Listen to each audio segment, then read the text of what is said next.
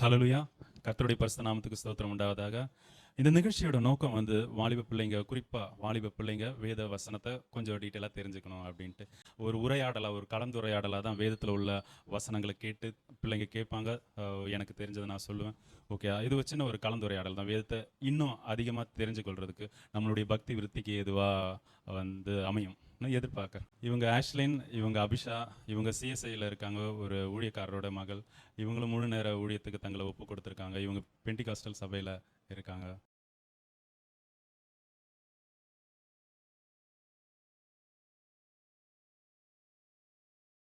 சரி, நம்ம தொடர்ந்து பிள்ளைங்களுக்கு, வாலிப பிள்ளைங்களுக்கு இருக்கிற டவுட்ஸை ஒன்று ஒன்றா வந்து கேட்கலாம். சரியா? இந்த நிகழ்ச்சிக்கு கர்த்தர் கொடுத்த வார்த்தை என்னன்னா, என்னால செய்யக்கூடாத அதிசயமான காரியம் உண்டோ என்ற வார்த்தையின்படி நிச்சயமா அவர் நம்ம இருதயத்தில் பேசுவார். அவரால் செய்ய முடியாத விஷயம் ஒன்றுமே இல்லை. ஓகேவா? அவர் செய்ய நினைச்சது தடப்படாது. நீங்கள் விசுவாச இந்த நிகழ்ச்சி முடிஞ்சா முழுவதுமாக பாருங்க. கர்த்தர் நிச்சயமா உங்களை ஆசீர்வதிப்பாராக. சரிம்மா, நம்ம கேள்விக்கு போகலாமா? ஞானஸ்தானம்னு சொல்கிறாங்கல்ல, அது எந்த மாதிரி எடுக்கிறது கரெக்டு? ஆக்சுவலாக இது உலக கிறிஸ்தவர்கள் மத்தியிலே இது ஒரு பெரிய டவுட். ஒவ்வொரு இடத்துல ஒவ்வொரு விதமாக சொல்கிறாங்க இல்லையா? அதை தண்ணியில் முழுகி எடுக்கணும் அப்படின்னு சொல்லுவாங்க. இல்லை தெளிப்பு ஞானஸ்தானம் அங்கீகரிக்கப்பட பைபிளில் இல்லை அப்படி சொல்லுவாங்க. இந்த மாதிரி ஞானஸ்தானத்தில் பல்வேறு கருத்து ஒவ்வொரு போதகரை குறித்து வந்து வேரி ஆகும். ஒவ்வொரு டினாமினேஷன் குறிச்சுமே வேரி ஆகும் இல்லையா? ஆக்சுவலாக வசனத்தின்படி நம்ம இந்த உலகத்துக்கு மறிக்கிறது தான் வந்து ஞானஸ்தானம். ஓகேவா? அதாவது நம்ம இந்த உலகத்துக்கு மறித்து கிறிஸ்துவுக்குள்ளே எழும்புறது தான் வந்து ஞானஸ்தானமே. இப்போது அகஸ்டின் ஜெபக்குமார் அங்கிள் நினைக்கிறேன் அழகாக சொல்லியிருக்காங்க, நீங்கள் எப்படி ஞானஸ்தானம் எடுக்கிறீங்களோ கர்த்தருக்குள்ளே, கிறிஸ்து இயேசுக்குள்ளே ஞானஸ்தானம் எடுங்க அப்படின்னு சொல்கிறாரு. பவுலுமே வந்து அதுதான் சொல்கிறார். ஓகே, நம்ம இந்த உலகத்தை, இந்த ஜீவி உலகத்தை வெறுத்து உலக வாழ்க்கை எனக்கு வேணாம், கர்த்தரே போதும், அவருடைய வசனத்தின்படி வாழ்வேன்னு சொல்லி எடுக்கிறது தான் அது ஞானஸ்தானம். அது வந்து இப்போ தெளிப்பு ஞானஸ்தானம் வந்து அங்கீகரிக்கப்படாது அப்படின்னு இப்போ சிஎஸ்ஐலலாம் வந்து நான் 14 வயசில் ஆரம்பிக்கும் போது வந்து அப்படி தான் எடுத்துக்கிட்டேன். அதுக்கப்புறமா வந்து நான் பெரியவனான ஆனதுக்கப்புறமா வந்து ஒய்ஃப் சொல்லி நான் மூழ்கி ஞானஸ்தானம் எடுத்தேன். ஓகேவா? இப்போ ஞானஸ்தானம் ஃபஸ்ட்டு திங்கு நம்ம உலகத்துக்கு மறித்து எடுக்கணும். ரெண்டாவது மத்திய 28 கடைசி வசனத்தில் அழகாக சொல்லும், நீங்கள் உலகம் எங்கிலும் போய் சகல ஜனங்களையும் ஷீஷர் ஆக்கி ஞானஸ்தானம் கொடுங்க அப்படின்ட்டு சொல்லும். ஓகேவா? அப்போது நம்ம ஒவ்வொருத்தரும் ஷீஷர் ஆய் தான் வந்து ஞானஸ்தானம் எடுக்கணும். ஷீஷர் ஆயினா என்னென்னா, தனக்குள்ளே எல்லாத்தையும் வந்து எதுவும் எனக்கு வேண்டான்னு சொல்லி, இப்போ பேதுரு பார்த்தீங்கன்னா அவர் முழுவதும் பிரயாசப்படுறாரு, மீன் பிடிக்கிறாரு, ஆனாலும் ஒன்றுமே அவர்கிட்ட கிடைக்கல இல்லையா? இயேசு கிறிஸ்து சொன்னபடியுமே ஆயினும் உங்களுடைய வார்த்தையின்படியே வலைய போடுறேன்னு போடுறாரு. 2 படகு நிரம்பத்தக்க மீன் வருதா? அப்பவும் என்ன பண்ணுறாரு அவர்? சரி, இது வேணாம், தேவனே போதும். ஓகே, இனி உன்னை வந்து மீன் பிடிக்கிறவனா இல்லாமல் மனுஷரை பிடிக்கிறவனா மாற்றுவேன்னு சொன்ன தேவனை அவரை வந்து பின்பற்றி தொடங்கிட்டார். ஆக்சுவலாக இதுதான் சீஷத்துவம். மத்திய டாக்ஸ் கலெக்டராக இருக்காரு, ஆனால் அவர் என்ன பண்ணுறாரு? இயேசுக்கு என்ன பின்பற்றிவான்னு சொன்னவொடனே எல்லாத்தையும் விட்டுட்டு போகிறார். ஓகே, இதுதான் சீஷத்துவம். ஓகே, எதுவும் வேணாம், அவரே போதும். ஓகே, வசனம் சொல்லும் இல்லையா, தேவையானது ஒன்றே அப்படின்ட்டு. அப்போது இந்த உலக வாழ்க்கையே எனக்கு வேண்டாம், அதுக்குண்டான அடையாளம் தான் அது உலகம் உங்களை அங்கீகரிக்க முடியாது, சபைக்குள்ளே உங்களை சேர்த்துக்கொள்ளும்படியாக. ஆக்சுவலாக சொன்னால் கிறிஸ்தவத்தில் சடங்கு அந்த மாதிரி கிடையாது, ஆனால் ஒரு சில அடையாளங்கள் இருக்குது. இப்போ ராப்போஜனமாக இருக்கட்டும், இல்லை ஞானஸ்தானம், இது வந்து ஒரு சில அடையாளம். ஆக்சுவலாக ஆவியில் எடுக்கிறது இதுதான். இந்த உலகம் எனக்கு வேண்டாம் சொல்லி கிறிஸ்துவுக்குள்ளே மறிக்கிறது தான் வந்து ஞானஸ்தானமே. ஹல்லேலூயா. புரிஞ்சுதா? இதில் டவுட்ஸ் இருந்தால் கேளுங்க. திருவிருந்து யார் யாரெல்லாம் எடுக்கலாம்? அதாவது திருவிருந்து, அந்த ராப்போஜனம் வந்து யார் யாரெல்லாம் எடுக்கிறான், அதுக்கு குவாலிஃபிகேஷன் என்ன அப்படின்னு கேட்குறீங்க இல்லையா? அப்போது திருவிருந்துங்கிறது முதல்ல என்னென்னு நம்ம தெரிஞ்சுக்கணும் இல்லையா? அவருடைய மாம்சத்தை நம்ம புசிக்கிறோம், அவருடைய ரத்தத்தை நம்ம பானம் பண்ணுறோம். அவர் அதான் சொல்கிறார், என்னுடைய மாம்சத்தை புசித்து என்னுடைய ரத்தத்தை பானம் பண்ணுகிறவனுக்கு நித்திய ஜீவன் உண்டு அப்படின்ட்டு. அதில் பங்கு கொள்ளாதவங்களுக்கு நித்திய ஜீவன் இல்லைன்னு சொல்கிறார் இல்லையா? ஆக்சுவலாக அவர் அதையுமே சீஷர்கள் இடத்துல என்ன சொல்கிறாரு? என்னுடைய மரணத்தை 1 கொரிந்தியர் 11வது அதிகாரத்தில் பவுல் சொல்லுவார். ஓகேவா? நான் உங்களுக்கு ஒப்புவிக்கிறத கர்த்தர் இடத்துல இருந்து பெற்றுக்கொண்டேன் அப்படின்னு சொல்லிட்டு சொல்லுவார். அதனுடைய ப்ரொசீஜர் வந்து சொல்லுவார். ஓகே, ராப்போஜனம் எப்படி எடுக்கணும்ன்ட்டு, அதை எதுக்காக, பர்பஸ் என்னங்கிறது அழகாக சொல்லுவார்.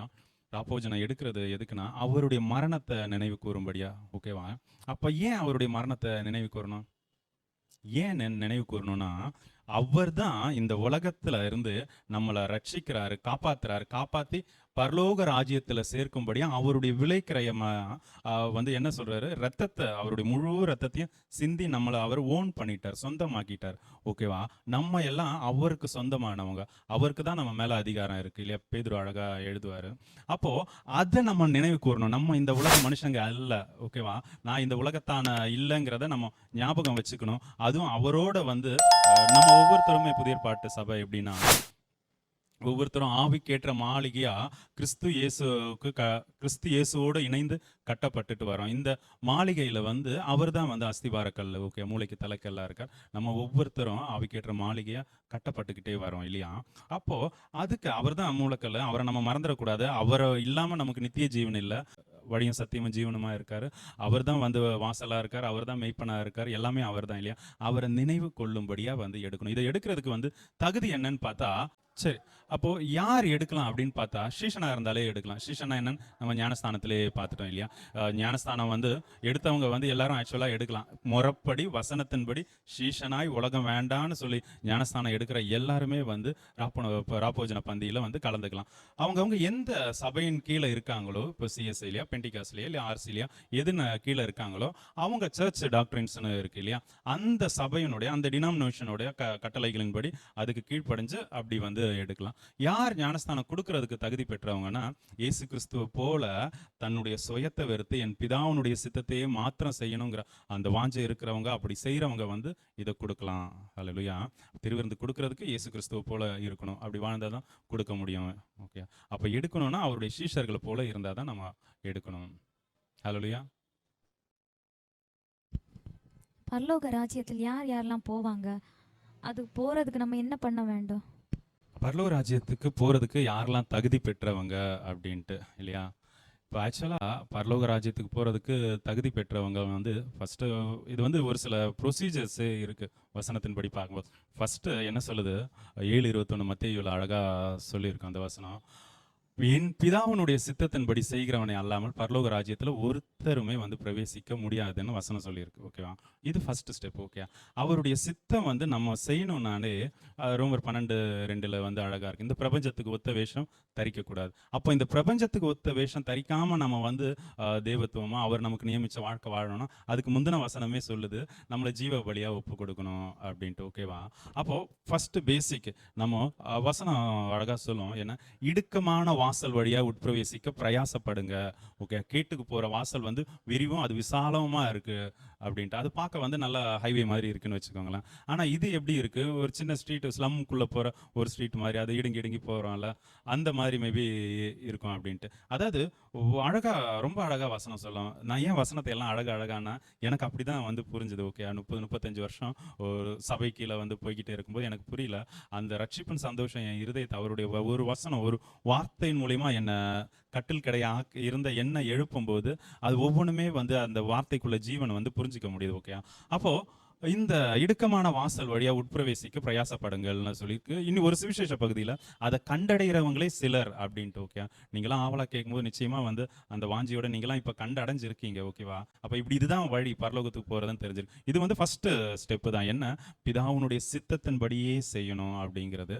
அவருடைய சித்தம் என்ன சொல்லுதுன்னா, அவர் அதை நன்மையும் பிரியமும் பரிபூர்ணமான சித்தம் என்னதென்று பகுத்தறியுங்கள் அப்படின்ட்டு சொல்லியிருக்கு. அப்போ ஒவ்வொரு மனுஷனுக்குமே ஒவ்வொரு சித்தம் இருக்கு. அதை நம்ம அதை கரெக்டாக பகுத்தறியணும். அப்போ அவருடைய சித்தம் தெரியணும்னா நம்ம என்ன பண்ணணும்னா, அதிகாலை எழும்பி ஜெபிக்கணும், வேதத்தை வந்து ஆராயணும். ஆராயிறதுன்னா நம்ம அறிந்து கொள்ளணும். அறிந்து கொள்றதுக்கு அவர் சமூகத்தில் உட்காந்து ஆராய்ஞ்சாதான் முடியும். ஓகே, வேதத்தை எழுதுனது ஆவியானவர், அவர் சொல்லி கொடுத்தாதான் நமக்கு புரியும். ஓகேவா?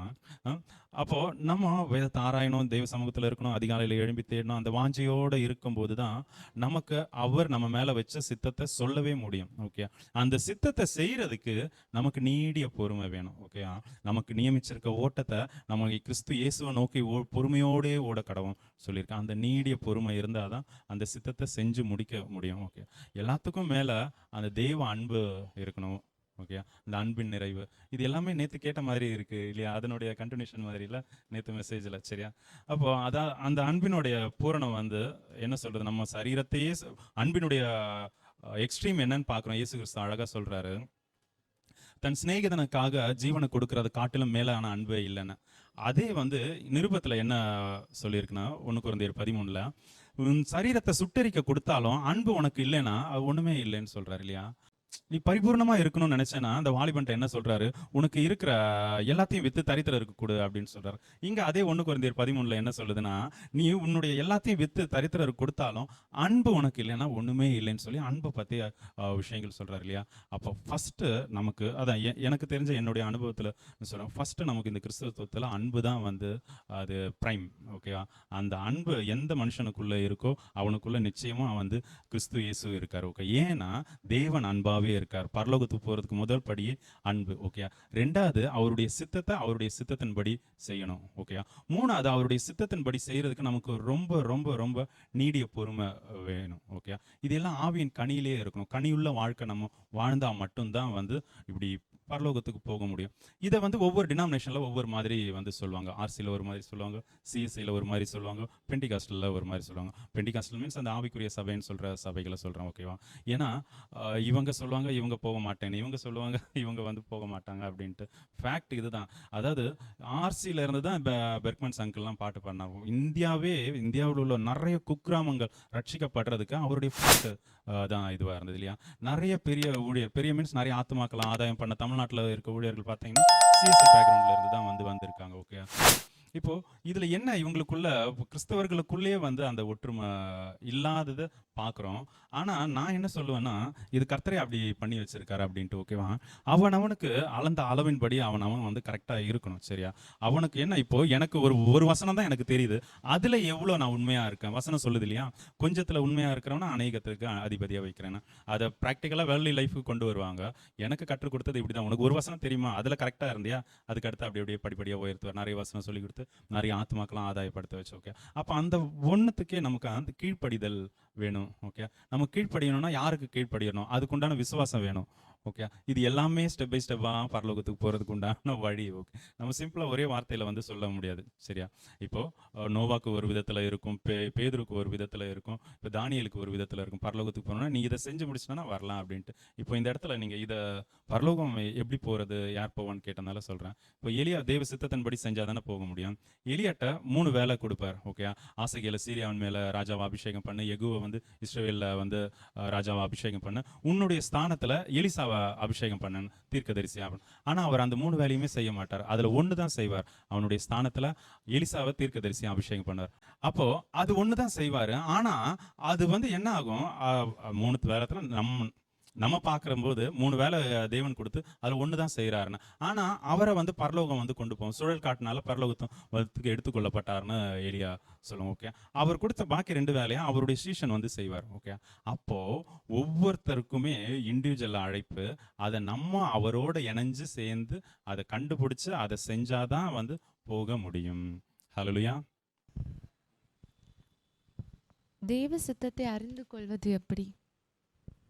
ஹல்லேலூயா. இப்போ தேவ சித்தம் தெரிஞ்சுக்கணும்னா இதுக்கு அந்த ரோமர் 12:2 தான் திரும்ப 3ஆவது தடவையாக வருது.